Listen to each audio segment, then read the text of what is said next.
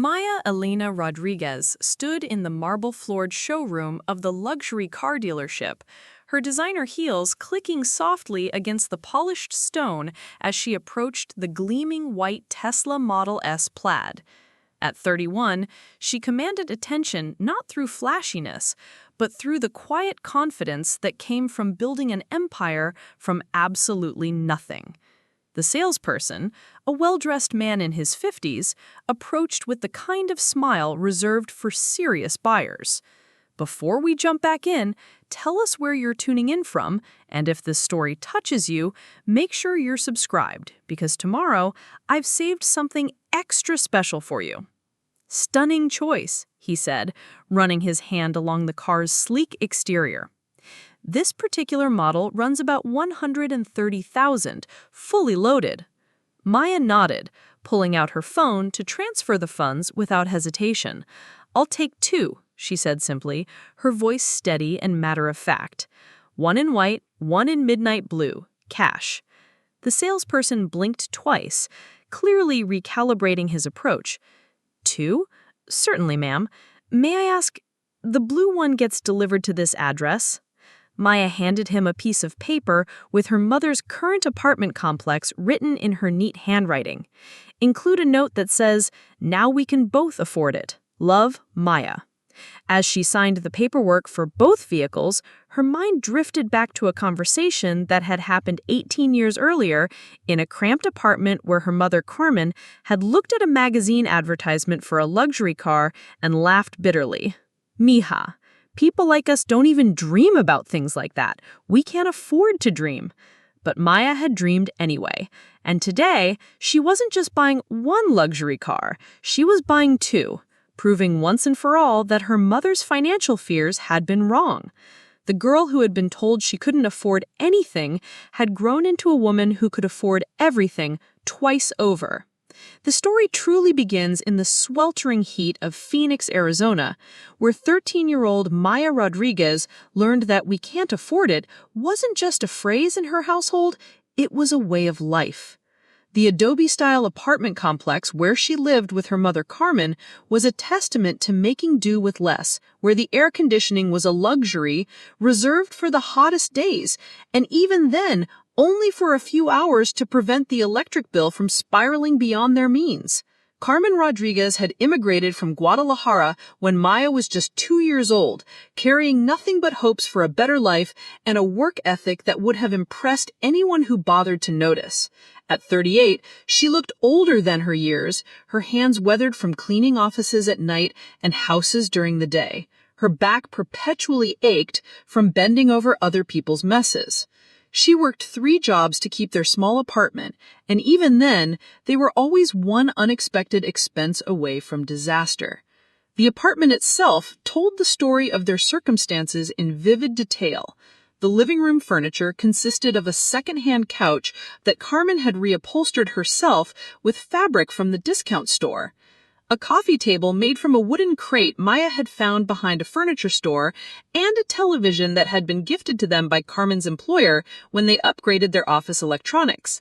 The kitchen table was a card table covered with a bright yellow tablecloth that Carmen had sewn to hide the fact that one of the legs was shorter than the others.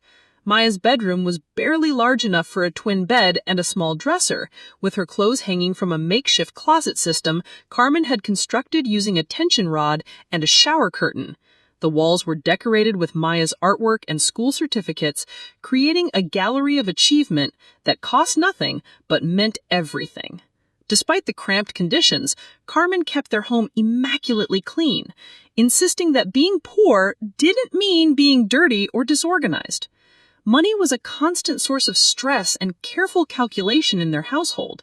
Carmen kept a notebook where she tracked every penny, writing down expenses in her careful handwriting, always in pencil so she could erase and recalculate when necessary.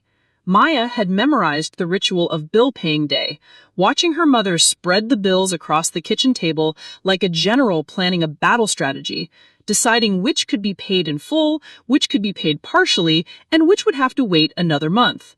The phrase, "we can't afford it," punctuated nearly every conversation about wants versus needs. When Maya expressed interest in joining the school band, Carmen's immediate response was practical and firm. Mija, we can't afford to rent an instrument, and we definitely can't afford to buy one. Maybe next year. When Maya's teacher suggested she might benefit from tutoring to advance her already impressive grades, Carmen sighed deeply. We can't afford extra classes, Maya. You'll have to make do with what they teach you at school. The constant financial stress affected every aspect of their daily life. Grocery shopping was a strategic exercise in coupon clipping and store brand substitutions. Carmen would spend Sunday evenings planning meals around what was on sale, stretching every dollar to ensure they had enough food for the week. Maya learned to read labels not for nutritional information, but for price per ounce calculations, helping her mother find the most economical options. Clothing was acquired through a combination of thrift stores, hand-me-downs from Carmen's employers, and the occasional deeply discounted item from discount retailers. Maya became expert at mixing and matching her limited wardrobe to create different looks, developing a creative eye for fashion that would serve her well later in life.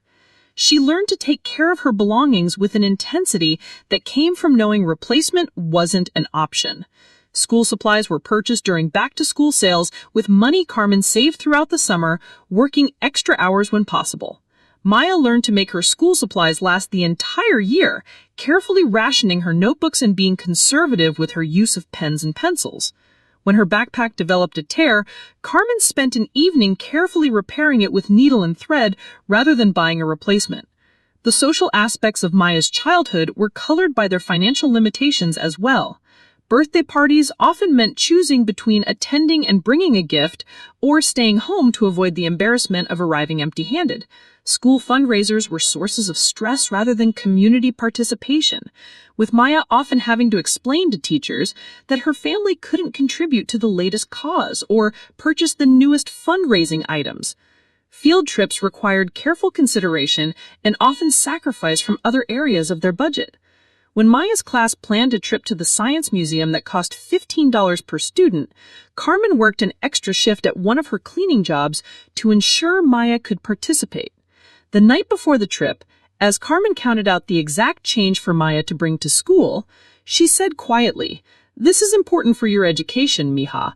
We'll make it work somehow."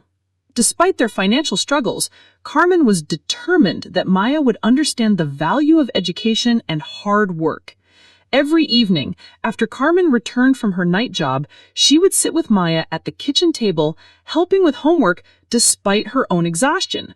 Carmen's formal education had ended at 8th grade, but she possessed an intuitive understanding of learning and an unwavering belief in Maya's potential.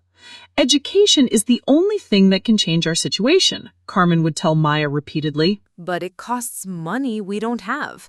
College costs thousands and thousands of dollars, Mija. People like us, we work with our hands, not our heads. Dreams are expensive, and we can't afford expensive." These conversations planted a seed of determination in Maya that grew stronger with each passing year. While other children might have been discouraged by their family's financial limitations, Maya began to see them as challenges to overcome rather than permanent conditions to accept. She started paying attention to successful people in her community, trying to understand how they had built their wealth and what separated them from families like hers. The local library became Maya's second home, not just because it was free, but because it offered unlimited access to information about the world beyond their small apartment. She checked out books about business, biography of successful entrepreneurs, and guides to personal finance. The librarian, Mrs. Patterson, noticed Maya's voracious appetite for knowledge and began recommending books specifically chosen to broaden her understanding of economic opportunity. Maya's academic performance was exceptional, partly due to natural intelligence, but largely because she understood that education was her only pathway to a different life. While her classmates might skip homework or coast through assignments, Maya approached every project with the intensity of someone who knew that each grade was a step toward a future that looked nothing like her present circumstances. Her teachers began to notice her dedication and started encouraging her to consider advanced placement classes and college preparatory programs. However, every suggestion came with costs that made Carmen's face tighten with worry. Advanced placement books cost extra money. College preparatory programs required fees for testing and application processing. Even the suggestion of college itself seemed financially impossible to Carmen, who calculated that 4 years of tuition would cost more money than she would earn in a decade. The summer Maya turned 15, she decided to find work to help contribute to their household income and begin saving for her own future. The minimum wage jobs available to someone her age were limited, but she found work at a local restaurant, bussing tables and helping with basic food preparation. The work was physically demanding and the hours were long, but Maya approached it with the same determination she brought to her studies. Her first paycheck was a revelation. Holding $87 in cash, Maya felt a surge of possibility that was entirely new. This was money she had earned through her own effort, money that represented her ability to change their circumstances through work and determination. She gave half to her mother to help with household expenses and kept half for herself, beginning what would become a lifelong habit of careful saving and strategic financial planning. Carmen's reaction to Maya's desire to work was complicated. On one hand, she was proud of her daughter's initiative and grateful for the financial help. On the other, she worried that working would interfere with Maya's education, the one thing she believed could improve their situation. Money today is good, mija, but education is money for tomorrow. Don't let work make you forget about school. Maya assured her mother that work would supplement, not replace her focus on education. She developed a demanding schedule that included school, homework, work, and additional studying. Her social life became virtually non-existent, but Maya didn't mind. She had begun to see her peers' casual approach to money and opportunity as a luxury she couldn't afford. While they worried about weekend plans and social drama, Maya was calculating how many hours she needed to work to save a particular amount of money. The restaurant job taught Maya valuable lessons about customer service, time management, and workplace dynamics. She observed how the business operated, paying attention to busy periods, popular menu items, and the difference between efficient and inefficient service. The manager, noticing her attention to detail and reliable work ethic, began giving her additional responsibilities and slightly better shifts. One evening, as Maya was cleaning tables after a particularly busy dinner rush, she overheard a conversation between two customers discussing their businesses and investment strategies. They talked casually about amounts of money that represented months of her mother's income, discussing stock portfolios and real estate investments as if they were everyday topics. Maya listened intently, mentally noting terms and concepts she would later research at the library. This overheard conversation marked a turning point in Maya's understanding of wealth. She realized that rich people didn't just earn more money, they thought about money differently. They talked about investments, passive income, and building wealth rather than simply working for wages. This revelation sparked a new direction in her research, leading her to books about investing, entrepreneurship, and wealth building. Carmen noticed Maya's growing interest in business and finance with a mixture of pride and concern. Those books are fine for learning, mija, but don't get lost in fantasies. We need to focus on realistic goals. Maybe you can get a good job with benefits, something stable. Dreams about being rich, those are for other people, not for people like us.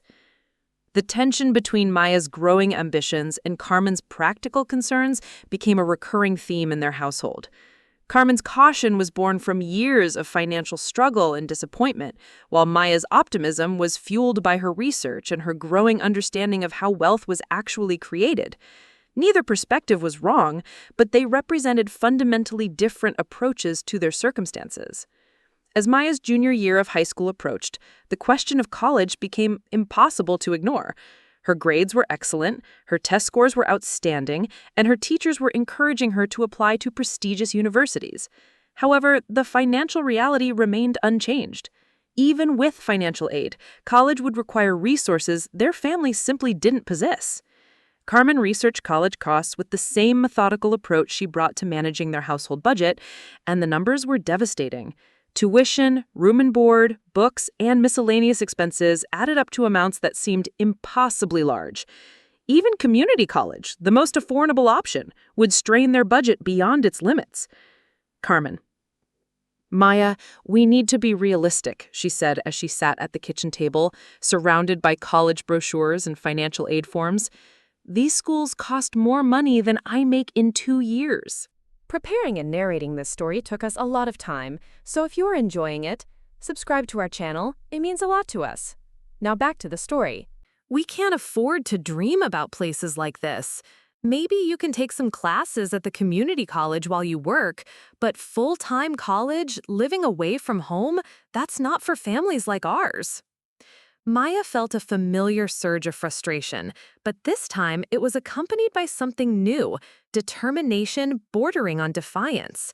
She had spent years accepting her mother's financial limitations as unchangeable facts, but her research had shown her that people from backgrounds similar to theirs had managed to overcome these obstacles. The difference wasn't luck or special circumstances. It was strategy, planning, and an unwillingness to accept limitations as permanent. "Mom, I understand the money is a problem," Maya said carefully, "but I've been researching scholarships and financial aid options. There are programs specifically designed for students from families like ours. I think I can make this work." Carmen's response was immediate and firm. "Mija, scholarships are for other people, people with connections, people who know how to work the system. People like us, we don't get those opportunities. You're smart, but being smart doesn't pay the bills. We can't afford to take risks on dreams that probably won't come true." The conversation ended there, but Maya's resolve only strengthened. She began applying for scholarships with the same intensity she brought to everything else, spending hours crafting essays, gathering recommendation letters, and completing applications. She applied for academic scholarships, need-based grants, and awards from community organizations. Each application was a carefully crafted argument for why she deserved the opportunity despite her circumstances. Her guidance counselor, Mrs. Rodriguez, no relation despite sharing a surname, became an invaluable ally in this process. Mrs. Rodriguez had grown up in similar circumstances and understood both the obstacles Maya faced and the potential she possessed. She spent extra time helping Maya navigate the complex world of college admissions and financial aid, providing guidance that Carmen couldn't offer. "Your mother's caution comes from love," Mrs. Rodriguez explained during one of their meetings. "She's trying to protect you from disappointment. But sometimes protection can become limitation if we're not careful. You have to decide whether you're going to let her fears become your ceiling." As Maya's senior year began, she had submitted dozens of scholarship applications and was waiting for responses. The stress of uncertainty was enormous, made worse by Carmen's continued warnings about the dangers of unrealistic expectations. Every rejection letter felt like confirmation of Carmen's predictions, while every acceptance or request for additional information felt like validation of Maya's efforts. The waiting period was emotionally exhausting. Maya continued working at the restaurant, saving every possible dollar, while maintaining her perfect academic record. She had calculated that even with substantial financial aid, she would need several $1,000s for expenses that wouldn't be covered by scholarships. Her savings account, built slowly through months of careful work, contained just over $3,000, a significant sum for her family, but barely enough to cover one semester's miscellaneous expenses. Carmen watched her daughter's stress with growing concern. She could see that Maya was pushing herself beyond reasonable limits, working excessive hours while maintaining an impossible academic load. Several times, she considered telling Maya to abandon the college applications altogether, to focus on more realistic goals. But she also recognized that Maya had inherited her own determination and work ethic, traits that couldn't be easily redirected once focused on a goal. The first scholarship acceptance arrived on a Tuesday in February, a letter from a local business organization offering $2,000 for academic excellence. Maya's hands shook as she read the letter, not because of the amount, which was modest compared to her needs, but because it represented proof that Carmen's certainties about their limitations weren't absolute facts. "This is wonderful, Mija," Carmen said when Maya showed her the letter, though her tone was cautious. $2,000 is a lot of money, but you still need so much more. Maya nodded, understanding that one small scholarship wouldn't change their fundamental situation. But it was a beginning, evidence that her strategy could work. Over the following weeks, more responses arrived. Some were rejections, but others were acceptances, each one bringing her closer to making college financially possible. The breakthrough came in April when Maya received a full academic scholarship to Arizona State University, covering tuition, room, board, and books for 4 years. The letter was accompanied with information about additional programs for first-generation college students, including mentorship opportunities and career placement assistance. Maya read the letter 3 times before the reality sank in. She had done it. Despite Carmen's warnings about their limitations, despite their family's financial struggles, despite being told repeatedly that college wasn't for people like them, Maya had secured not just admission, but a full scholarship to a respected university. Carmen's reaction was complex when Maya showed her the scholarship letter. Pride, relief, and lingering worry competed for dominance in her expression. "This is incredible, Maya," she said slowly. "I'm so proud of you.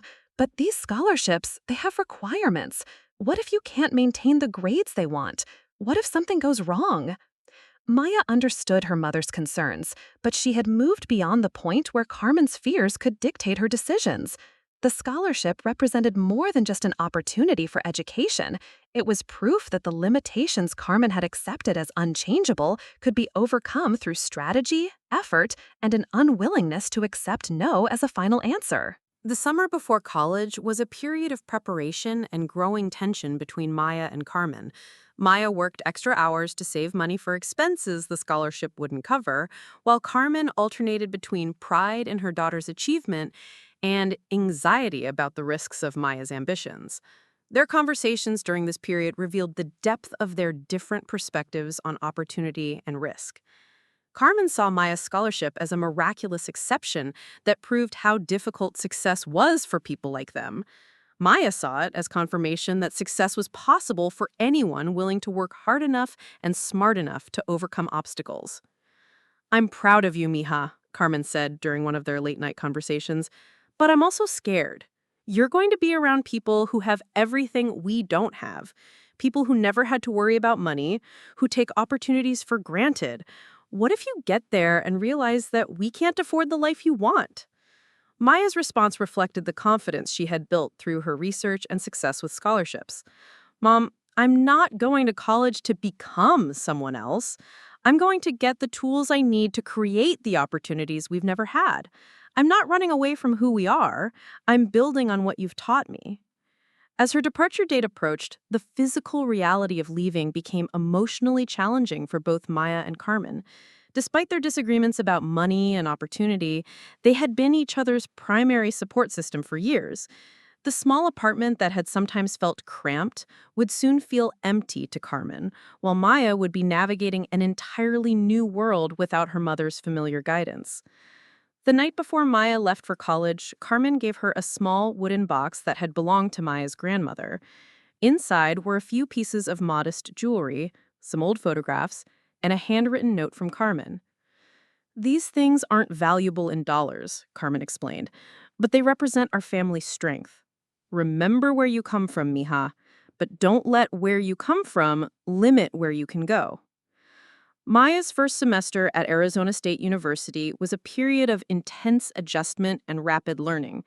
The scholarship covered her basic needs, but she quickly discovered that college life included numerous expenses that hadn't appeared in any financial aid calculation.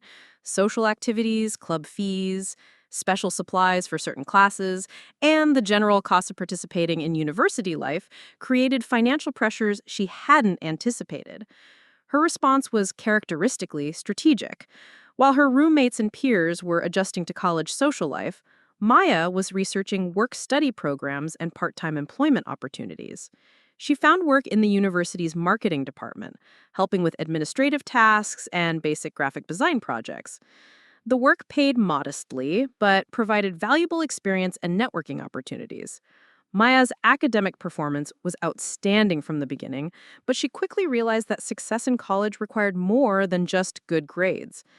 Her business courses introduced her to concepts she had read about independently, but now she was learning them systematically, with access to professors who could answer detailed questions and provide advanced insights.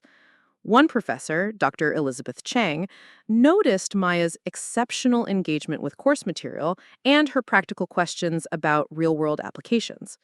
Dr. Chang had built her own consulting business before entering academia and recognized in Maya the kind of strategic thinking that separated successful entrepreneurs from those who simply dreamed about business ownership. You have an unusual combination of analytical ability and practical focus, Dr. Chang told Maya after class one day. Have you considered entering the business plan competition? There's prize money available, and it would give you experience presenting to investors. Maya had heard about the competition but had assumed it was intended for students with business experience and financial resources to develop prototypes. Dr. Chang's encouragement made her reconsider this assumption and begin researching what would be required to participate. The business plan competition required students to develop comprehensive strategies for viable businesses, including market analysis, financial projections, and implementation timelines. Maya decided to focus on a service business that would require minimal startup capital but could scale rapidly with proper execution. Her idea emerged from her own experience with college adjustment and the financial challenges faced by first-generation college students. She proposed a comprehensive support service that would help students from low-income families not just navigate academic requirements, but also the social and professional networking aspects of college life that often determine post-graduation opportunities. Working on the business plan consumed her spare time throughout the semester, but it also crystallized her understanding of how businesses actually functioned.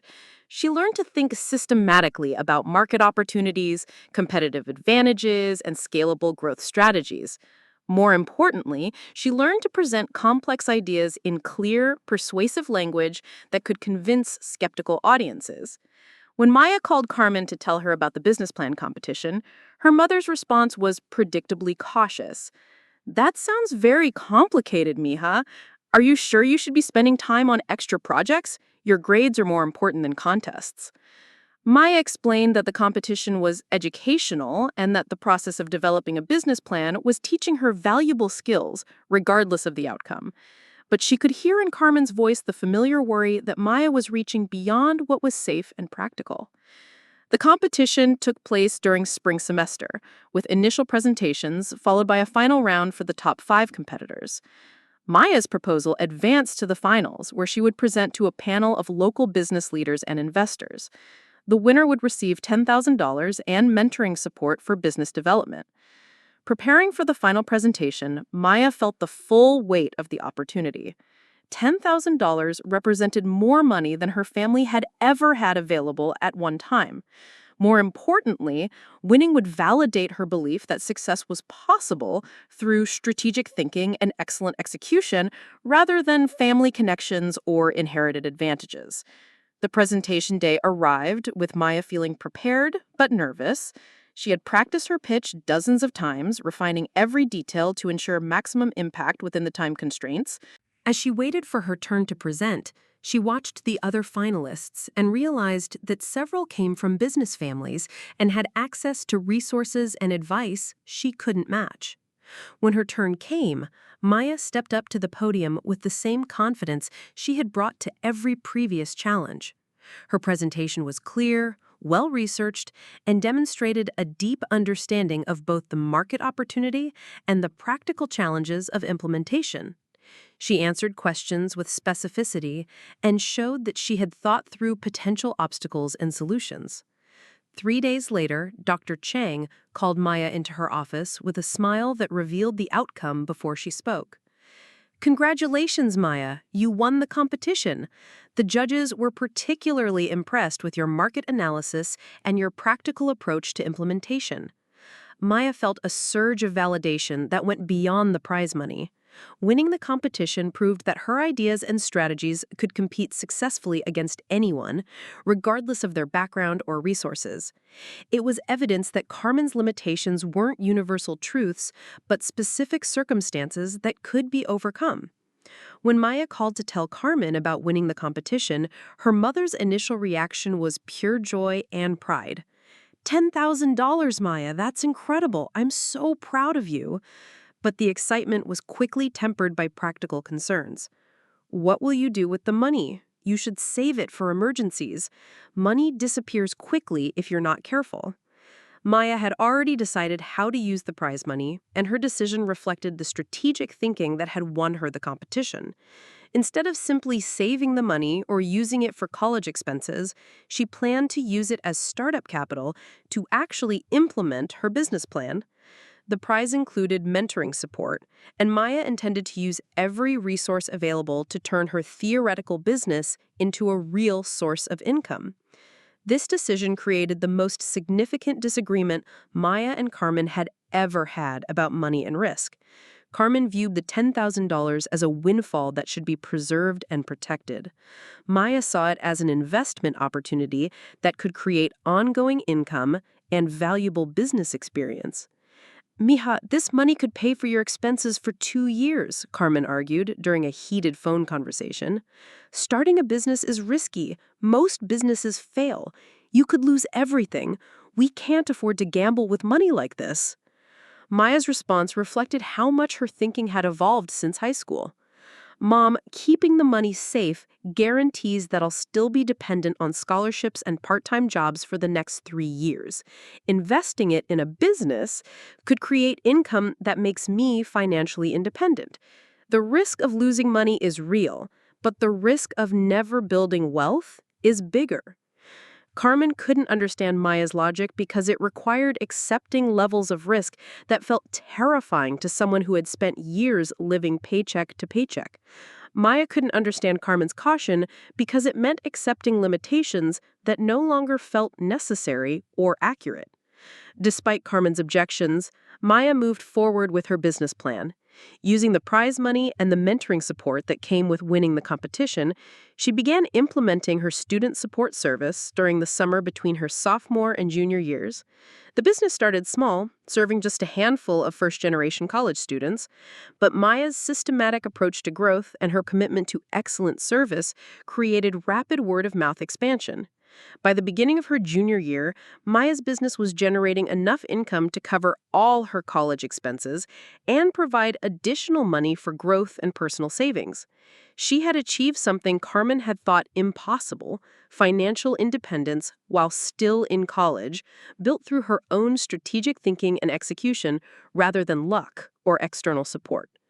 The success of her business transformed Maya's relationship with money and opportunity. Instead of seeing financial limitations as permanent conditions, she now understood them as temporary obstacles that could be overcome through careful planning and strategic action. The fears that had shaped Carmen's approach to life no longer resonated with Maya's experience of creating opportunity through intelligent risk-taking. However, the growing difference in their perspectives created emotional distance between Maya and Carmen. Phone conversations became tense when Maya tried to share her business success or discuss her future plans. Carmen interpreted Maya's confidence as arrogance and worried that success was making her daughter forget her roots and family obligations. The tension came to a head during Maya's junior year winter break when she returned home for the first time since starting her business. The small apartment felt even smaller than she remembered, and Carmen seemed more worried and cautious than ever. Their conversations quickly devolved into arguments about money, risk, and family responsibility. "You've changed, Maya," Carmen said during one particularly difficult conversation. "Success has made you think you're better than where you come from. You've forgotten what it's like to struggle, to worry about money. You talk about business and investments like they're games, but for people like us, money is survival." Maya felt frustrated by Carmen's interpretation of her success and hurt by the suggestion that achievement had made her arrogant or forgetful. "I haven't forgotten anything, Mom. I remember every conversation where you told me we couldn't afford something. I remember every night you worked 3 jobs to pay our bills. But I've learned that our situation wasn't permanent or unchangeable. It was just our starting point." The conversation revealed the depth of their different worldviews. Carmen saw Maya's success as an exception that proved how difficult achievement was for people from their background. Maya saw her success as evidence that similar achievement was possible for anyone willing to work strategically toward clear goals. As Maya returned to college for the spring semester of her junior year, she felt emotionally drained by the conflict with Carmen, but more determined than ever to continue building her business and planning for her future. The prize money that had started her business had grown into a steady income stream, and Maya was beginning to envision possibilities that would have seemed fantastical just a few years earlier. Her business continued to expand throughout her junior and senior years, eventually serving students at multiple universities and generating substantial income. Maya's strategic approach to growth, combined with her commitment to providing genuine value to her clients, created a sustainable and profitable operation that attracted attention from other entrepreneurs and potential investors. By the time Maya graduated from college, she had not only earned her degree debt-free, but had also built a business worth significantly more than the prize money that had started it. Her success attracted local media attention and speaking opportunities, making her a visible example of entrepreneurial achievement despite challenging circumstances. Carmen attended Maya's graduation ceremony, visibly proud but still struggling to fully understand how her daughter had created such dramatic change in their family circumstances. The young woman walking across the stage to receive her business degree bore little resemblance to the 13-year-old who had accepted financial limitations as unchangeable facts. After graduation, Maya faced a decision that would define her future relationship with both business and family. She had received several job offers from established companies, positions that would provide excellent salaries and traditional career advancement opportunities. She had also received interest from investors who wanted to help her expand her business nationally, opportunities that could create substantial wealth but would require continued risk-taking and uncertainty. Carmen's preference was clear when Maya discussed these options with her. Take the job with the insurance company, mija. Good salary, benefits, security. You've proven you can succeed. Now build something stable and safe. Maya understood her mother's logic, but she had moved far beyond the point where safety felt more appealing than opportunity. The business degree had given her advanced tools for analyzing risk and potential returns, and her experience with building a successful business had shown her that calculated risks often produce better outcomes than safe choices. Her decision to decline the job offers and pursue business expansion created another period of tension with Carmen, but Maya felt confident that her choice was based on sound analysis rather than reckless ambition. She had learned to distinguish between intelligent risk-taking and gambling, and the expansion opportunity felt clearly into the former category. The years following college graduation validated Maya's strategic thinking in ways that exceeded even her optimistic projections. Her business expanded rapidly across multiple states, eventually becoming a nationally recognized service with substantial revenue and profit margins. Maya's systematic approach to growth, combined with her deep understanding of her target market, created a company that provided genuine value while generating impressive financial returns. By age 28, Maya had achieved a level of financial success that placed her among the top earners in her age group. Her business had grown beyond her personal involvement in day-to-day operations, providing passive income that allowed her to pursue additional investment opportunities and strategic projects. Her approach to wealth was shaped by both her childhood experiences of financial limitation and her business education and strategic planning. Unlike many young entrepreneurs who spent their early success on lifestyle upgrades, Maya continued to live modestly while systematically building diversified investment portfolios and exploring additional business opportunities. The contrast between Maya's current circumstances and her childhood became starkly apparent when she decided to purchase her first luxury item, the Tesla that would eventually become part of her gift to Carmen. The decision wasn't driven by a desire for status or material possessions, but by a recognition that she had reached a point where expense was no longer a primary consideration in her decision-making process.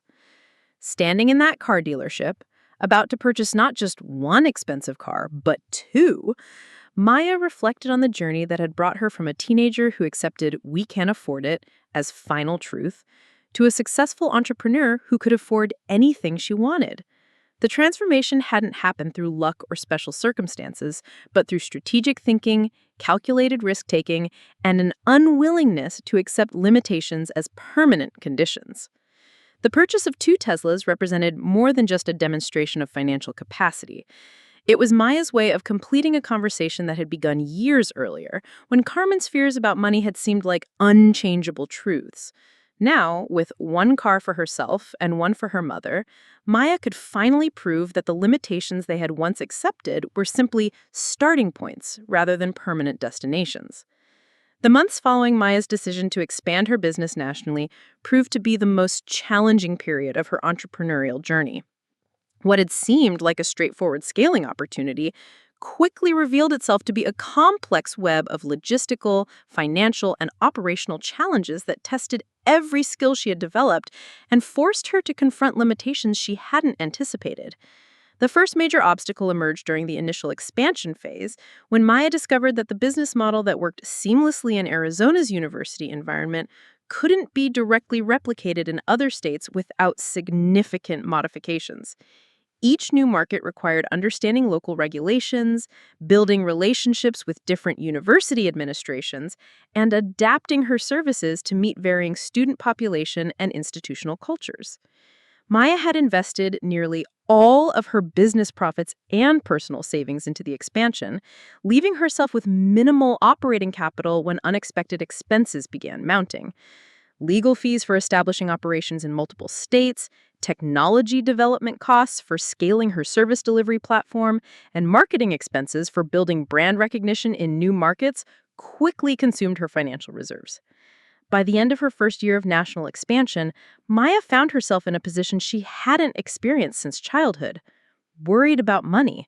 The irony wasn't lost on her that after years of proving to Carmen that financial limitations could be overcome, she was now facing the possibility of business failure that could wipe out everything she had built. The stress manifested in ways Maya hadn't anticipated. She began experiencing insomnia, spending nights reviewing financial projections and contingency plans. Her appetite diminished as anxiety consumed her mental energy. For the first time since starting her business, Maya questioned whether she had made the right decision in choosing expansion over stability. Carmen's reaction to Maya's struggles was a complex mixture of concern and validation. During their weekly phone calls, Maya found herself reluctantly admitting that the business was facing challenges, though she was careful not to reveal the full extent of her financial exposure.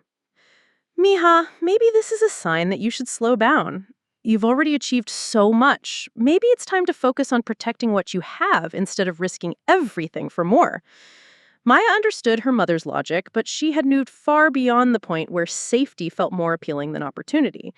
The business degree had given her advanced tools for analyzing risk and potential returns, and her experience with building a successful business had shown her that calculated risks often produced better outcomes than safe choices. Her decision to decline the job offers and pursue business expansion created another period of tension with Carmen, but Maya felt confident that her choice was based on sound analysis rather than reckless ambition.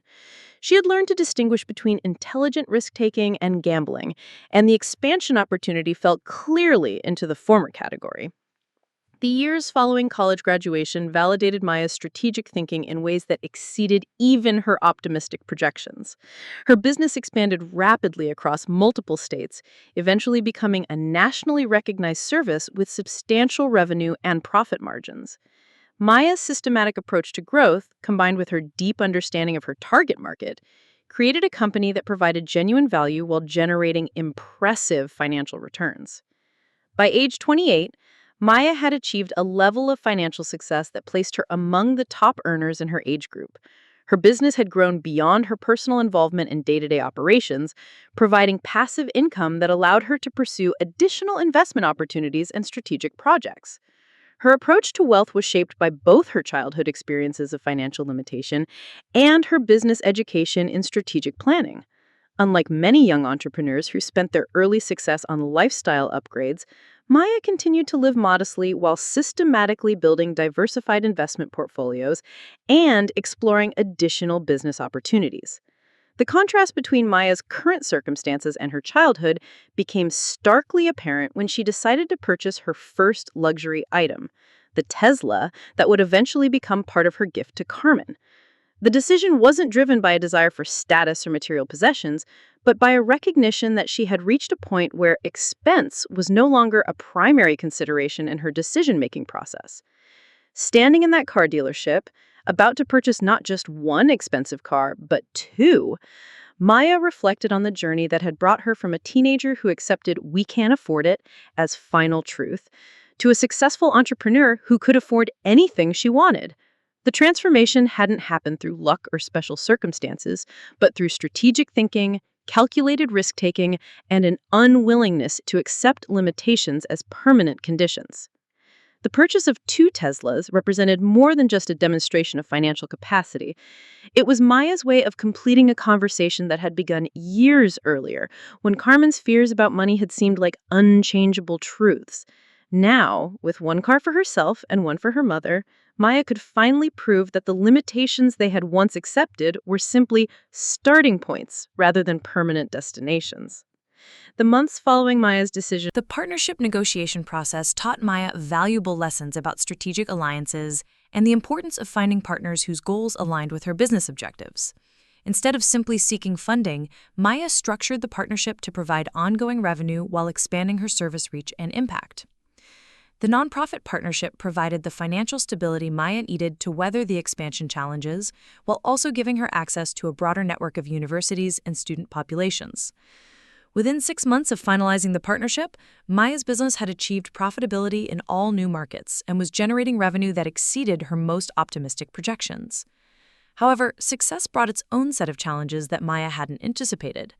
Managing a business with operations in 12 states required developing systems and hiring employees, transitions that forced Maya to evolve from a hands-on entrepreneur to a strategic manager. She had to learn to delegate responsibilities, develop standardized processes, and create accountability systems that could maintain quality while scaling operations. The hiring process proved particularly challenging for Maya, who had become accustomed to maintaining direct control over every aspect of her business operations. Finding employees who shared her commitment to excellence and client service required developing interview processes and training programs that could effectively communicate her standards and expectations. Maya's first major hiring mistake came when she brought on an operations manager who had impressive credentials, but fundamentally misunderstood the mission-driven nature of Maya's business. The manager's focus on maximizing short-term profits conflicted with Maya's commitment to providing genuine value to first-generation college students, creating internal tensions that ultimately damaged client relationships. The experience taught Maya that cultural fit was as important as technical competence in building a successful team. She revised her hiring processes to place greater emphasis on values alignment and developed onboarding programs that ensured new employees understood both the business objectives and the social mission that drove Maya's approach to service delivery. As Maya's business continued to grow, she began receiving attention from potential acquirers and investors interested in either purchasing her company or providing capital for even more aggressive expansion. The offers were substantial enough to ensure Maya's financial security for life, creating a new type of decision-making challenge she hadn't previously encountered. Carmen's reaction to news of the acquisition offers was immediate and clear. "Take the money, Maya, sell the business and secure your future. You've proven everything you needed to prove, now protect what you've built." Maya found herself genuinely torn between the security that selling would provide and the potential for continued growth that maintaining ownership could offer. The acquisition offers represented more money than her family had ever imagined possible, enough to ensure that neither she nor Carmen would ever again face financial uncertainty. But Maya had also begun envisioning possibilities for her business that extended far beyond her original goals. The partnership with the nonprofit organization had shown her that her service model could be adapted to address broader educational inequality issues, potentially creating social impact that measured success in more than just financial terms. The decision-making process forced Maya to clarify her long-term objectives and determine whether her primary motivation was personal financial security or the opportunity to create meaningful change in higher education accessibility.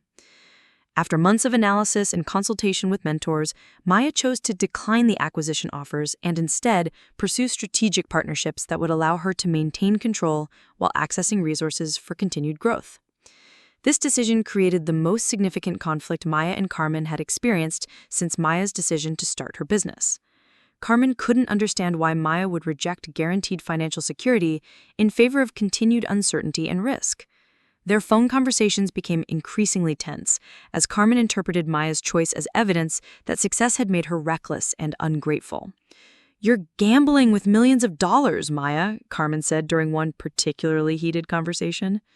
What if something goes wrong? What if the business fails? You could lose everything, and then what? You'll be back where we started, except older and with fewer opportunities. Maya's response reflected the confidence she had developed through years of successful decision-making and strategic thinking. Mom, selling now would guarantee that I'll always wonder what could have been possible if I'd continued building. I'm not gambling. I'm making calculated decisions based on solid analysis and clear objectives. The philosophical difference underlying their disagreement went beyond risk tolerance to fundamental questions about the purpose of success and the obligations that came with achievement.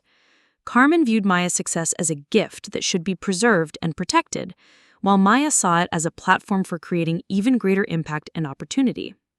Despite the tension with Carmen, Maya proceeded with her growth strategy, using the validation from acquisition offers to secure more favorable partnerships and expand into additional service areas.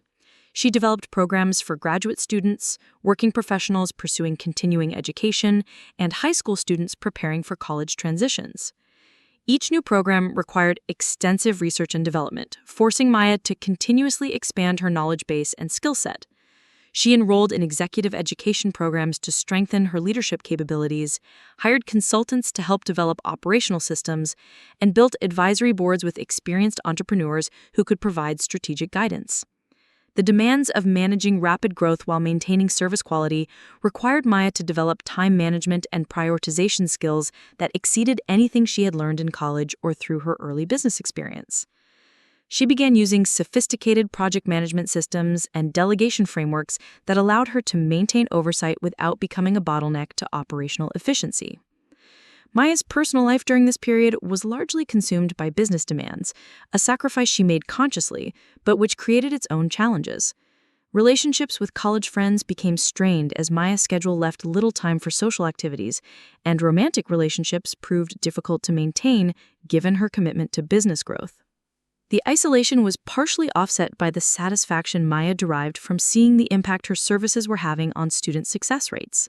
Reports from partner universities showed that students who participated in Maya's programs had significantly higher graduation rates and better post-graduation career outcomes compared to similar students who didn't receive support. These impact metrics provided Maya with motivation that went beyond financial returns, confirming that her business was creating genuine value that justified the personal sacrifices she was making. However, the validation from external recognition couldn't completely compensate for the loneliness that came with single-minded focus on business growth. Maya's approach to personal relationships during this period reflected the same strategic thinking she applied to business decisions. She was selective about social commitments, prioritizing relationships that provided mutual value while avoiding activities that didn't contribute to her professional or personal development goals. This calculated approach to social life sometimes created misunderstandings with friends and family members who interpreted Maya's selectivity as arrogance or indifference. In reality, Maya's choices reflected time constraints and energy limitations rather than judgments about other people's value or importance. The financial rewards of Maya's business growth exceeded her most optimistic projections, creating investment opportunities and lifestyle options that would have seemed fantastical during her childhood. However, Maya's approach to wealth remained conservative and strategic, focused on building long-term financial security rather than supporting an expensive lifestyle. Maya's investment strategy reflected lessons learned from her business experience about the importance of diversification and risk management. She worked with financial advisors to build portfolios that included both conservative investments for security and growth investments for continued wealth building, always maintaining sufficient liquidity to support business operations and personal expenses. The contrast between Maya's growing wealth and Carmen's continued financial constraints became increasingly apparent during their interactions. Maya began subtly helping with Carmen's expenses, paying for home repairs and medical bills without making her assistance obvious enough to trigger Carmen's pride-based resistance to accepting help. These covert financial contributions created their own emotional complexities for Maya, who wanted to improve Carmen's quality of life, but struggled with the dynamics of providing help to someone who had consistently discouraged the risk-taking that made such assistance possible. Maya found herself carefully managing not just the logistics of providing help, but also the communication around it to avoid triggering defensiveness or guilt. Carmen's awareness of Maya's growing wealth was evident, despite Maya's efforts to downplay her success during their conversations. Carmen would occasionally make comments about Maya's lifestyle or business achievements that revealed both pride and discomfort with the distance between their circumstances. "You live in a different world now, Mija," Carmen said during one of Maya's visits home. "You talk about investments and business strategies like I talk about grocery shopping. Sometimes I feel like I don't understand my own daughter anymore." Maya felt the truth in Carmen's observation, but struggled to bridge the gap between their experiences without either minimizing her achievements or making Carmen feel inadequate. The financial success that had validated Maya's strategic thinking had also created a barrier to easy communication with the person who had shaped her fundamental values and work ethic. The challenge of maintaining authentic relationships across dramatically different financial circumstances was something Maya hadn't anticipated when she first began building wealth. The skills that served her well in business negotiations and strategic planning weren't necessarily applicable to navigating family dynamics complicated by economic disparity. Maya began working with a therapist to process the emotional complexities of success and develop strategies for maintaining important relationships while continuing to pursue her business and financial goals. The therapy sessions helped her understand that her achievements didn't diminish her connections to her background or family, but they did require conscious effort to prevent success from creating isolation. Through therapy, Maya developed communication strategies that allowed her to share her experiences with Carmen without triggering defensiveness or making Carmen feel criticized for her more cautious approach to opportunity. She learned to frame her business decisions in terms of personal fulfillment and social impact rather than just financial returns, emphasizing values that Carmen could relate to regardless of their different risk tolerances. The emotional work of managing success proved to be as challenging as the technical aspects of building and scaling a business. Maya had to learn to navigate guilt about outpacing family members economically, pressure to provide financial assistance without creating dependency, and the loneliness that sometimes accompanied achievement that others couldn't fully understand or relate to. Maya's business continued to grow throughout her late 20s, expanding internationally and developing additional service lines that addressed broader educational accessibility issues. Each expansion phase brought new challenges and learning opportunities, forcing Maya to continuously develop her leadership skills and strategic thinking capabilities. The international expansion was particularly complex, requiring Maya to understand different education systems, cultural norms, and regulatory environments. She hired local partners in each new country, learning to manage teams across time zones and cultural differences while maintaining the service quality standards that had built her reputation.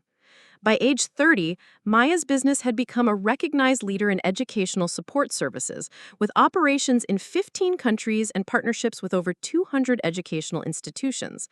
The company employed nearly 400 people and generated annual revenue that placed it among the fastest-growing service businesses in its sector. Maya's personal wealth had grown proportional with her business success, creating investment opportunities and lifestyle options that far exceeded her childhood dreams. However, her approach to money remained shaped by the lessons learned during her upbringing about the importance of financial security and the value of earned rather than inherited wealth.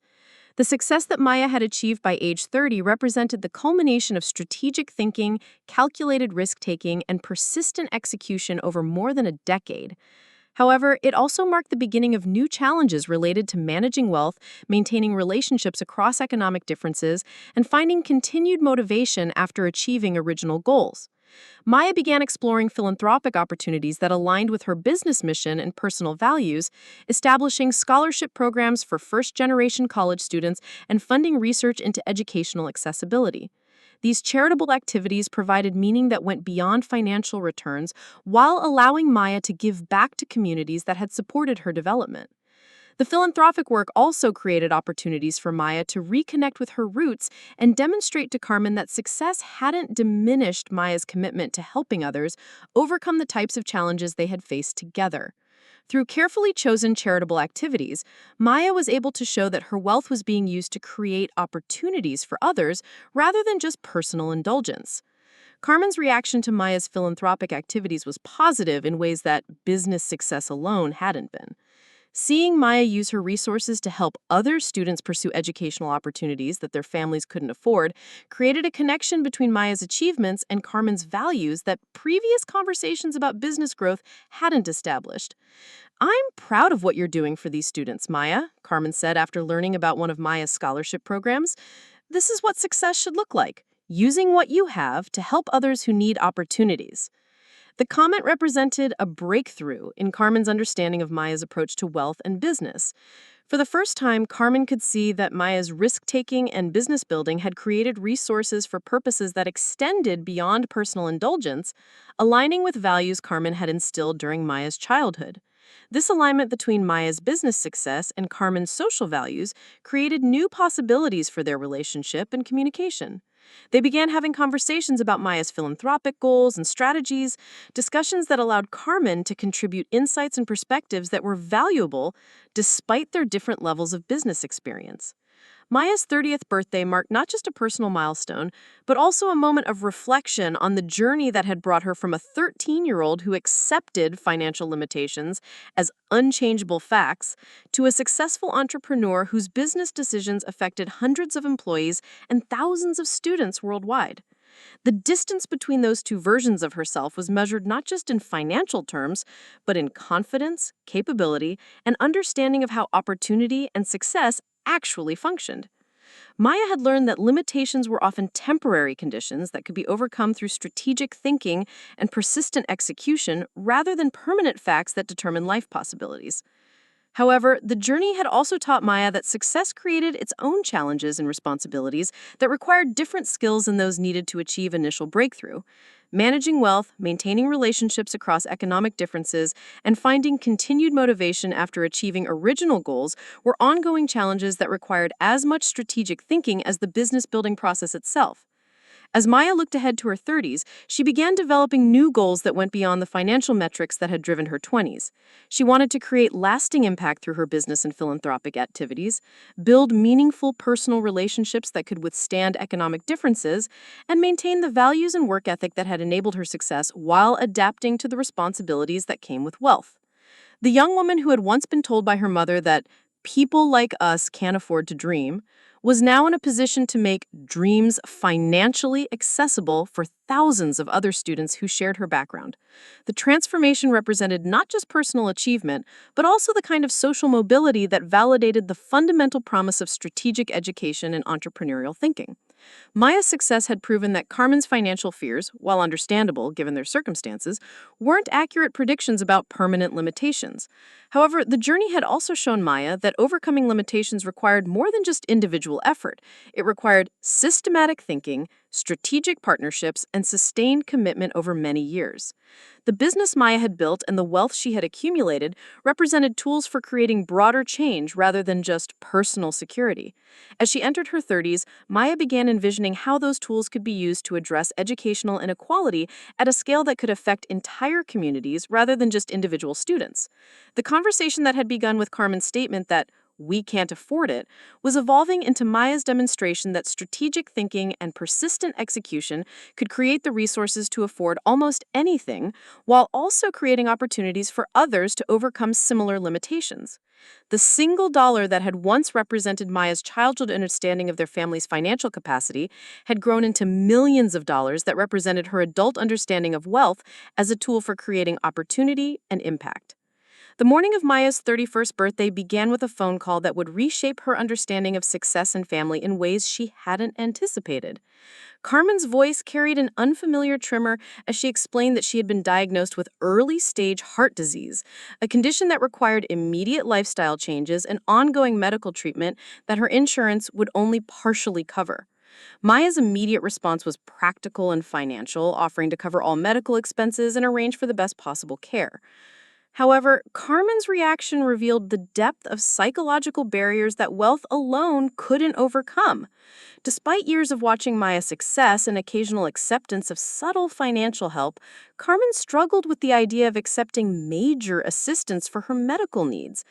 "I've always taken care of myself, Mija," Carmen said, her voice carrying the pride that had sustained her through years of financial struggle. "I don't want to be a burden to you, even though you know you can afford to help. It doesn't feel right to me." The conversation crystallized a challenge Maya had been avoiding throughout her business success. Having the financial resources to solve problems didn't automatically translate to having the emotional tools to navigate family dynamics around money and independence.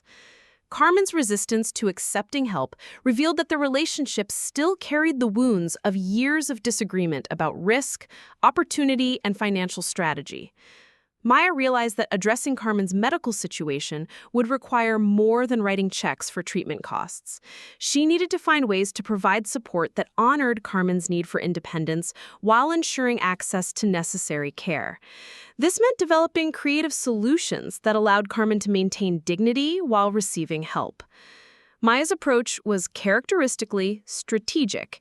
Instead of simply paying Carmen's medical bills directly, she established a family medical fund that Carmen could access as needed without feeling like she was accepting charity. Maya framed the fund as a mutual benefit arrangement where Carmen's experience with medical challenges could help Maya understand health planning for her own future. The medical situation also provided an opportunity for Maya and Carmen to spend extended time together as Maya adjusted her business travel schedule to be available for medical appointments and treatment planning. These shared experiences created space for conversations that went beyond their usual careful discussions about Maya's business success and Carmen's financial concerns. During one of Carmen's cardiology appointments, as they sat in a waiting room filled with patients dealing with various health challenges, Carmen made an observation that surprised Maya. Looking around here, I realized that money really does make a difference in how people handle medical problems. The wealthy patients have different options, different attitudes. Maybe I was wrong to always be so afraid of financial risk. Maya felt a shift in their dynamic as Carmen acknowledged what Maya had been trying to demonstrate for years through her business decisions and success. Financial resources created options and reduced stress in ways that went beyond simple comfort or luxury. Having money meant having choices when facing life's inevitable challenges. The acknowledgement opened new possibilities for their relationship. Carmen began asking genuine questions about Maya's business strategies and investment approaches, no longer dismissing them as reckless gambling, but recognizing them as thoughtful planning for future security and opportunity. Maya found herself able to share details about her work without triggering defensive reactions or lectures about the dangers of ambition. Carmen's medical treatment proceeded successfully, but the experience had changed both women's perspectives on money, family, and the relationship between financial security and life satisfaction. Carmen began expressing interest in learning about investment basics and financial planning, areas she had previously avoided as too complicated or risky for someone with her background. Maya was delighted to serve as Carmen's financial educator, sharing knowledge and strategies in ways that respected Carmen's intelligence while acknowledging her different risk tolerance and goals. They began having regular conversations about budgeting, saving, and investment options that were appropriate for Carmen's situation and comfort level. These educational discussions revealed that Carmen possessed analytical abilities and practical wisdom that complemented Maya's business education and entrepreneurial experience. Carmen's questions often identified potential problems or considerations that Maya's formal training hadn't emphasized, demonstrating that intelligence and insight weren't limited to people with business degrees or entrepreneurial experience. As Carmen's health stabilized and their relationship evolved, Maya began sharing more details about her philanthropic goals and social impact objectives. She explained how her business success had created opportunities to address educational inequality issues that affected thousands of students from backgrounds similar to their own. Carmen's reaction to learning about the scope of Maya's charitable activities was a mixture of pride and amazement. "You're helping so many families avoid the struggles we faced," she said, after Maya described one of her scholarship programs. "You've turned our difficult experiences into something that helps other people. That's remarkable, Maya." The conversation marked a fundamental shift in how Carmen understood the relationship between Maya's business success and their family values. Maya's wealth wasn't just personal achievement, but a tool for creating social change that aligned with principles Carmen had instilled during Maya's childhood. Success had amplified rather than replaced the values that Carmen had worked to develop.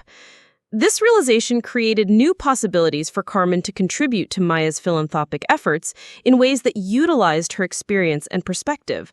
Maya began consulting Carmen about scholarship selection criteria and program design, recognizing that Carmen's understanding of financial struggle and educational barriers provided insights that Maya's business perspective alone couldn't generate. Carmen's involvement in Maya's charitable work created shared projects that strengthened their relationship while allowing both women to contribute their unique skills and knowledge.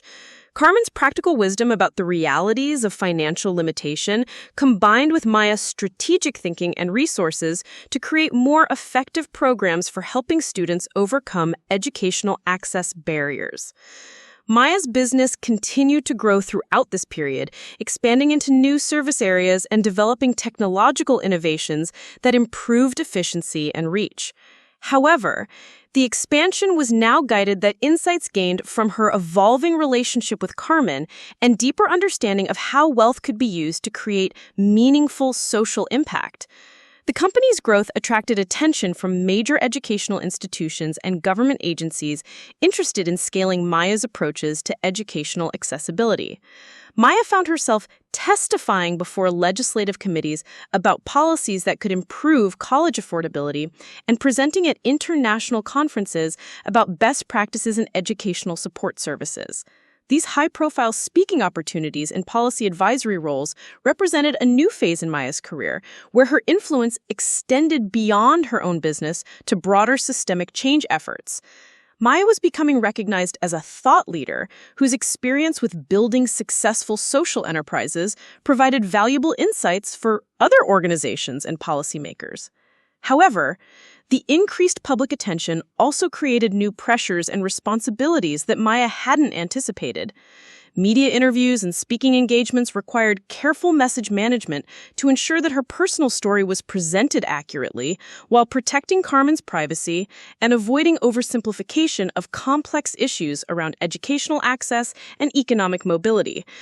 Maya learned to navigate public attention with the same strategic thinking she applied to business challenges, developing communication strategies that allowed her to share valuable insights while maintaining appropriate boundaries around personal information. She worked with public relations professionals to ensure that her public presence supported her business and philanthropic objectives rather than becoming a distraction from substantive work. The visibility that came with thought leadership also created new business opportunities, as organizations sought partnerships with Maya's company and investors expressed interest in supporting expansion into additional service areas. Maya evaluated these opportunities carefully, prioritizing partnerships that aligned with her mission and values, while avoiding commitments that could compromise her company's effectiveness or independence. One particularly significant opportunity came from an international development organization that wanted to adapt Maya's educational support model for use in developing countries where access to higher education was limited by both financial and logistical barriers. The project would require substantial investment and carry significant implementation risks, but could potentially impact millions of students worldwide. Maya's decision-making process around the international expansion reflected the evolution in her thinking about risk and opportunity that had occurred throughout her business journey. She approached the decision with sophisticated analysis of potential returns and risks, but also with consideration of social impact and alignment with her long-term goals for creating meaningful change through business. Carmen's reaction to learning about the international opportunity surprised Maya with its enthusiasm and strategic insight. "This sounds like exactly the kind of work you should be doing," Carmen said after Maya explained the proposal. "You've proven that your approaches work here. Now you can help students in countries where they have even fewer opportunities than we had." The conversation revealed how completely Carmen's perspective on Maya's business had evolved. The woman who had once urged caution and criticized risk-taking was now encouraging Maya to pursue the most ambitious and uncertain project of her career. Carmen's transformation paralleled Maya's journey from accepting limitations to creating opportunities. Maya ultimately decided to pursue the international expansion, but structured it as a separate social enterprise that could operate with different financial objectives than her core business. This approach allowed her to pursue maximum social impact while protecting the financial stability of her existing operations and employees. The international project required Maya to spend significant time traveling and building relationships with educational institutions and government agencies in target countries. These experiences exposed her to educational challenges that were even more severe than those she had addressed in the United States, providing new perspectives on the relationship between economic development and educational access. Working in countries where basic educational infrastructure was limited helped Maya appreciate the advantages she had taken for granted while growing up in the United States. Even during her family's most difficult financial periods, Maya had access to public education, libraries, and other resources that weren't available to students in many parts of the world. This broader perspective influenced Maya's approach to both her international work and her domestic philanthropic activities. She began developing programs that addressed not just financial barriers to education, but also infrastructure and resource limitations that affected student success. Her solutions became more comprehensive and systematic as her understanding of educational inequality became more sophisticated. The international expansion succeeded beyond Maya's initial projections, creating sustainable programs that continued to operate effectively after Maya's direct involvement decreased. The success validated Maya's belief that business principles could be applied to social challenges in ways that created lasting impact rather than just temporary assistance. Maya's reputation as a social entrepreneur attracted attention from major foundations and development agencies interested in supporting her work and learning from her approaches. She began receiving invitations to serve on advisory boards and review committees for other organizations working on educational access issues. These advisory roles provided Maya with insights into how other organizations approached similar challenges and opportunities to influence resource allocation decisions that affected thousands of students and dozens of programs. Maya's business experience and practical results gave her credibility that allowed her to advocate effectively for evidence-based approaches to educational support. However, the increasing demands on Maya's attention from advisory roles and speaking opportunities created new challenges for maintaining focus on her core business and personal relationships. Maya had to develop more sophisticated time management and delegation systems to ensure that her expanding responsibilities didn't compromise the effectiveness of her primary work. Maya's approach to managing multiple commitments reflected lessons learned throughout her entrepreneurial journey about the importance of clear priorities and strategic focus. She established criteria for evaluating new opportunities that emphasized alignment with her mission and long-term goals rather than just prestige or immediate financial returns. As Maya approached her 32nd birthday, she began reflecting on the journey that had brought her from a teenager who accepted financial limitations as permanent facts to an internationally recognized social entrepreneur whose work affected educational opportunities worldwide. The transformation was measured not just in financial terms, but in influence, impact, and understanding how individual achievement could contribute to broader social change. The reflection process led Maya to reevaluate her long-term goals and consider how she wanted to spend the next phase of her career. Having achieved financial security and business success beyond her original dreams, Maya was now motivated primarily by opportunities to create lasting social impact and contribute to systemic changes that could improve educational access for future generations. Maya's evolving priorities influenced her business strategy and personal choices in ways that emphasize sustainability and long-term impact over rapid growth or short-term profits. She began transitioning from hands-on management of daily operations to strategic oversight that allowed other leaders to develop capabilities, while Maya focused on innovation and new program development. The leadership transition process required Maya to overcome the control tendencies that had served her well during the early phases of business building, but could become limitations as the organization grew and matured. She worked with executive coaches and organizational development consultants to develop delegation and empowerment skills that allowed her to maintain oversight without becoming a bottleneck to operational efficiency. Maya's personal life during this period began to stabilize as she achieved better balance between professional responsibilities and relationships. The financial security and business success that had required single-minded focus during her 20s now provided a foundation that allowed for more diverse interests and commitments. Maya began developing serious romantic relationships for the first time since college, finding partners who could understand and support her commitment to social impact work while maintaining their own independent careers and interests. The dating process required Maya to communicate clearly about her priorities and lifestyle, while remaining open to compromise and growth in areas where her business focus had created limitations. Maya's approach to romantic relationships reflected the same strategic thinking she applied to business partnerships, emphasizing shared values and long-term compatibility while avoiding the control tendencies that could undermine healthy relationship dynamics. She learned to apply emotional intelligence and communication skills that complemented her analytical abilities and achievement orientation. One particularly significant relationship developed with Dr. James Morrison, a healthcare policy researcher who shared Maya's commitment to addressing systemic inequalities through evidence-based interventions. Their partnership combined Maya's business and entrepreneurial skills with James's research and policy expertise, creating opportunities for collaboration that strengthened both their individual work and their personal connection. The relationship with James also provided Maya with insights into healthcare policy and medical research that influenced her thinking about educational access issues. Many of the systemic barriers that affected healthcare access paralleled those that limited educational opportunities, suggesting that cross-sector approaches might be more effective than isolated interventions. Maya and James began collaborating on research projects that examined the relationship between educational achievement and health outcomes, work that contributed to policy discussions about coordinated approaches to social development. Their professional collaboration strengthened their personal relationship while contributing to important conversations about evidence-based social policy. Carmen's reaction to Maya's relationship with James was enthusiastically positive in ways that surprised Maya. Carmen appreciated James's commitment to public service and his respectful approach to their family dynamics. Unlike some of Maya's previous romantic interests, James made efforts to understand Carmen's perspective and include her in conversations about their shared interests. The relationship between James and Carmen developed independently of Maya's mediation, creating a family dynamic that felt more natural and sustainable than Maya's previous attempts to bridge the gap between her personal and professional life.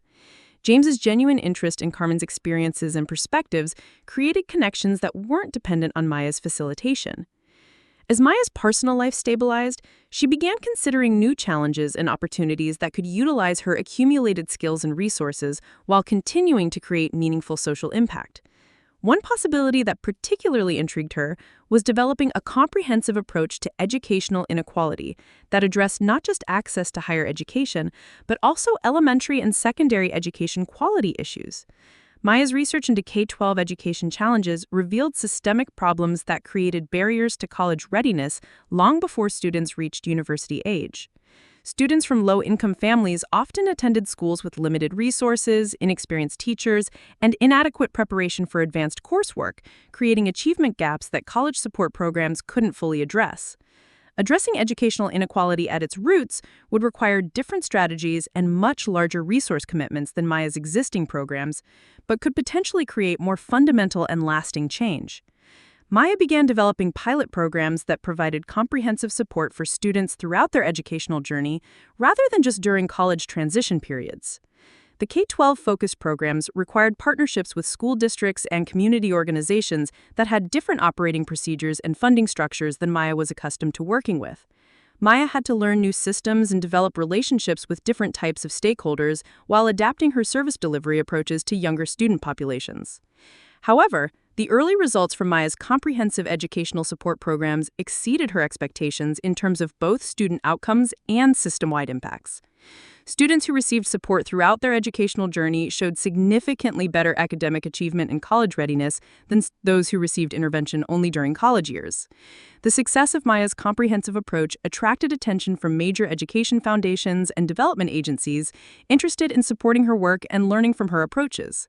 She began receiving invitations to serve on advisory boards and review committees for other organizations working on educational access issues. These advisory roles provided Maya with insights into how other organizations approached similar challenges and opportunities to influence resource allocation decisions that affected thousands of students and dozens of programs. Maya's business experience and practical results gave her credibility that allowed her to advocate effectively for evidence-based approaches to educational support. However, The increasing demands on Maya's attention from advisory roles and speaking opportunities created new challenges for maintaining focus on her core business and personal relationships. Maya had to develop more sophisticated time management and delegation systems to ensure that her expanding responsibilities didn't compromise the effectiveness of her primary work. Maya's approach to managing multiple commitments reflected lessons learned throughout her entrepreneurial journey about the importance of clear priorities and strategic focus. She established criteria for evaluating new opportunities that emphasized alignment with her mission and long-term goals rather than just prestige or immediate financial returns. As Maya approached her 32nd birthday, she began reflecting on the journey that had brought her from a teenager who accepted financial limitations as permanent facts to an internationally recognized social entrepreneur whose work affected educational opportunities worldwide. The transformation was measured not just in financial terms, but in influence, impact, and understanding how individual achievement could contribute to broader social change. The reflection process led Maya to reevaluate her long-term goals and consider how she wanted to spend the next phase of her career. Having achieved financial Carmen's reaction to learning about the scaling opportunity was immediate and unqualified support. "This is exactly what you should be doing, Maya," she said, after Maya explained the potential scope and impact of the program. "You have the skills and resources to make this kind of difference. You'd regret not trying." The conversation represented the complete transformation of Carmen's perspective on risk and opportunity that had occurred throughout Maya's entrepreneurial journey. The woman who had once discouraged Maya from pursuing college because it was too expensive and uncertain was now encouraging her to undertake the most ambitious and challenging project of her career. Maya ultimately decided to pursue the scaling opportunity, but structured it as a public-private partnership that distributed risks and responsibilities among multiple organizations while ensuring accountability for results. This approach allowed Maya to contribute her expertise and resources while avoiding the complete financial exposure that had created stress during her previous expansion phases. The comprehensive educational support program launched in 12 communities simultaneously, providing Maya with real-time data about implementation challenges and effectiveness across diverse demographic and geographic contexts. The complexity of managing multiple program sites while maintaining quality standards required all of Maya's accumulated project management and leadership skills. However, the results validated Maya's belief that comprehensive, evidence-based educational interventions could create meaningful improvements in student outcomes and community development. Test scores, graduation rates, and college enrollment numbers all showed significant improvements in program communities compared to control groups. The success of Maya's comprehensive approach created national attention and policy discussions about scaling effective educational interventions. Maya found herself testifying before Congress about evidence-based approaches to educational inequality and consulting with federal agencies about program design and implementation strategies. Maya's influence on educational policy represented a level of impact that went far beyond her original goals of building a successful business and achieving financial security. Her work was now affecting legislative decisions and budget allocations that influenced educational opportunities for millions of students across the country. The policy influence also created new responsibilities and pressures as Maya's recommendations and testimony affected major resource allocation decisions. Maya had to develop more sophisticated understanding of political processes and stakeholder management while maintaining focus on evidence-based approaches and student outcomes. However, the policy work also provided Maya with insights into systemic barriers that limited educational access and opportunities for addressing those barriers through coordinated interventions. Maya began developing even more ambitious visions for comprehensive approaches to educational inequality that could address root causes rather than just symptoms. As Maya approached her 33rd birthday, she reflected on the journey that had brought her from a 13-year-old who was told her family couldn't afford dreams to a nationally recognized leader whose work influenced educational policy and affected opportunities for hundreds of thousands of students. The transformation was measured not just in financial terms, but in understanding of how individual achievement could contribute to broader social change and how business principles could be applied to address systemic social challenges. Maya had discovered that success created both opportunities and responsibilities for contributing to improvements that extended far beyond personal achievement. Maya's reflection process led to a decision that represented the culmination of her journey, from acceptance of limitations to creation of opportunities. She decided to make a symbolic gesture that would demonstrate to Carmen the complete transformation in their circumstances and capabilities. Maya had been planning a special gift for Carmen that would represent not just their current financial security, but also the journey they had taken together from limitation to opportunity. The gift needed to be meaningful enough to represent years of growth and change while being practical enough to improve Carmen's daily life. The idea came to Maya during one of their conversations about Carmen's transportation challenges. Carmen still relied on public transportation and occasional rides from friends for most of her travel needs, often creating complications for medical appointments and social activities. A reliable car would improve Carmen's independence and quality of life significantly. However, Maya wanted the gift to represent more than just practical transportation. She wanted it to symbolize the complete transformation in their family's circumstances and capabilities. After years of being told they couldn't afford things, Maya wanted to demonstrate that they could now afford anything they chose. Maya's research into appropriate vehicles led her to luxury electric cars that represented both environmental responsibility and technological innovation. The Tesla Model S combined practical transportation with symbolic representation of success and forward-thinking values. The car would provide Carmen with reliable transportation while representing the journey from limitation to unlimited possibility. However, Maya realized that buying Carmen a single luxury car, while generous, might still carry undertones of charity or obligation. Maya wanted the gift to represent shared success and mutual celebration rather than one-way assistance. The solution was to buy two identical cars, one for Carmen and one for herself, demonstrating that they were now both able to afford luxury items that had once seemed impossible. The decision to buy two cars represented more than just generosity or financial capability. It was Maya's way of completing a conversation that had begun years earlier when Carmen's limitations had seemed like unchangeable facts. By purchasing identical luxury items for both of them, Maya was demonstrating that Carmen's fears about permanent limitation had been replaced by shared access to unlimited possibility. Maya arranged for the car purchase to be a surprise that would maximize the symbolic impact while ensuring Carmen's comfort with accepting such a significant gift. She planned the presentation carefully, wanting to emphasize celebration of their shared journey rather than Maya's individual achievement. The day Maya chose for the surprise was Carmen's 62nd birthday, an occasion that seemed appropriate for demonstrating how completely their circumstances had changed. Maya arranged for Carmen to meet her at the Tesla dealership under the pretense of looking at cars for Maya's business needs. When they arrived at the dealership, Maya guided Carmen to where two identical Tesla Model S vehicles were parked side by side, one in white and one in midnight blue. Carmen admired the cars and commented on their elegance and advanced features, not initially understanding why Maya was showing such interest in her reactions.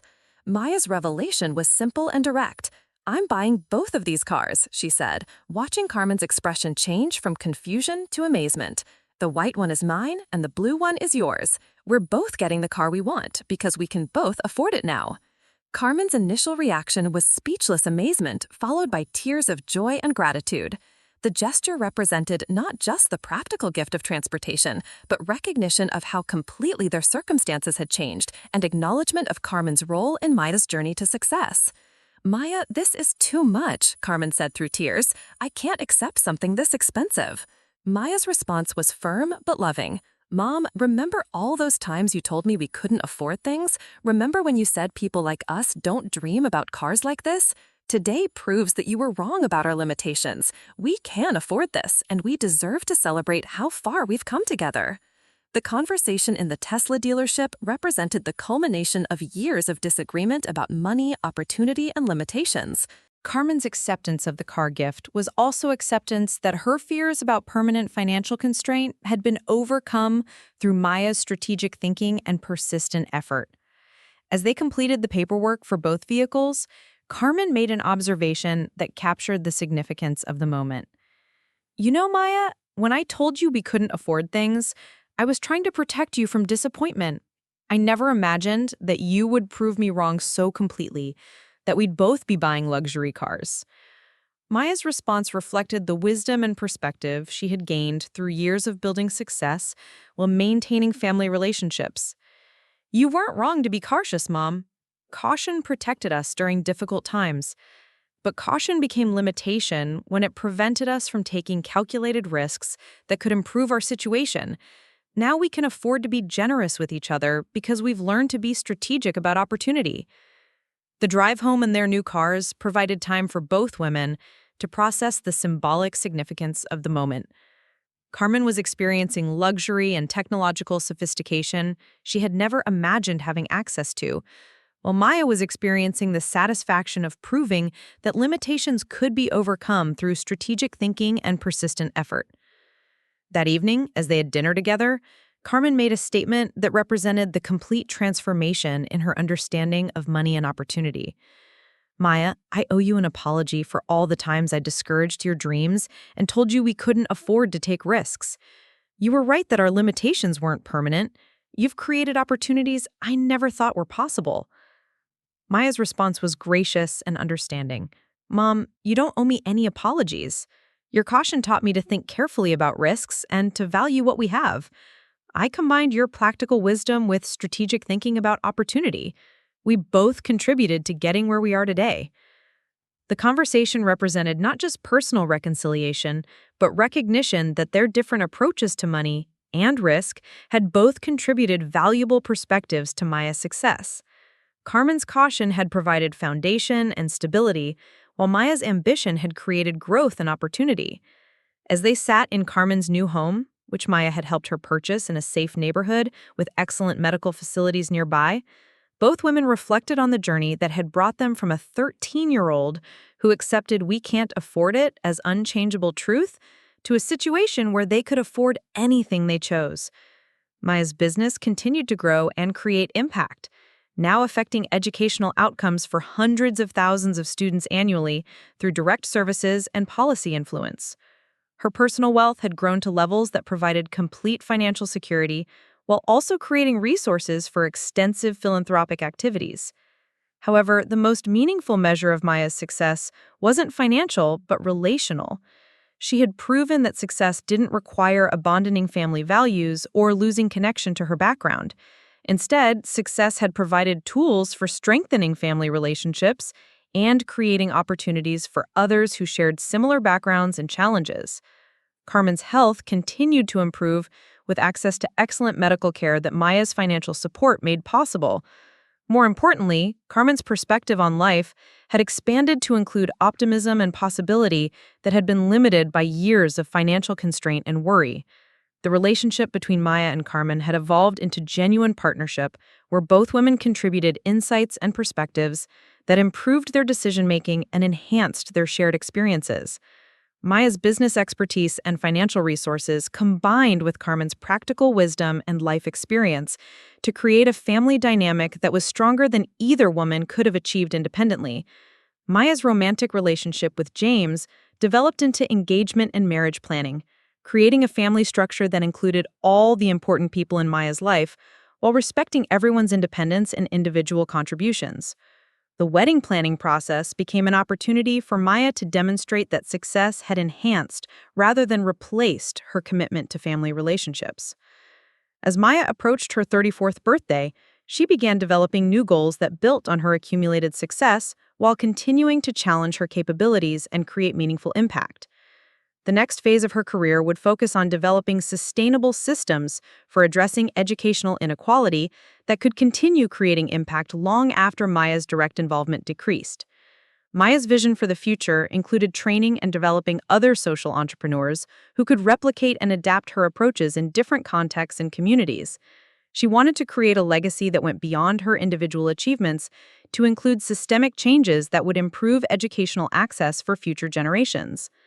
The journey from a 13-year-old who accepted we can't afford it as unchangeable truth to a 33-year-old who could afford to buy 2 luxury cars simultaneously represented more than just financial success. It demonstrated that limitations were often temporary conditions that could be overcome through strategic thinking, calculated risk-taking, and persistent effort applied consistently over time. Maya's success had proven that Carmen's financial fears, while understandable given their circumstances, weren't accurate predictions about permanent limitations. However, the journey had also shown that overcoming limitations required more than just individual effort.